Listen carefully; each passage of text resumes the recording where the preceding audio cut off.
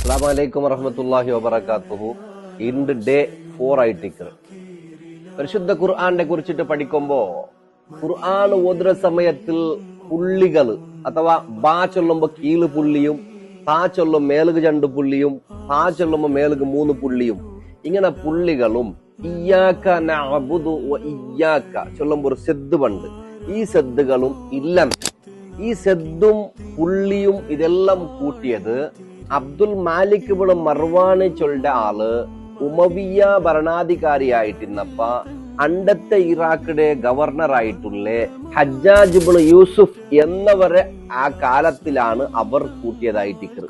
അപ്പൊ സെദ്ദുകളും പുള്ളികളും ആകാര വികാരകൾ എല്ലാം ഖുർആനിലെ ബണ്ട ഓരോ വിഷയങ്ങളും പ്രതിഷ്ഠമായിട്ട് ഇന്ന് ഞങ്ങൾ ഓതുകൊള്ള കാരണം ആ പുള്ളികളൊക്കെയും ഇട്ട് തന്നത് ഈ ഹജ്ജാജ് ഇബ്നു യൂസുഫ് എന്നവരായിട്ട്. ഇത് ഞങ്ങൾ പഠിക്കുള്ള വിഷയങ്ങളായതുകൊണ്ട് ഞാൻ ഖുർആന്റെ ಬಗ್ಗೆ ഇങ്ങനെ ഓരോന്ന് ചൊന്നോട്ട് വന്നോട്ടുള്ളോ.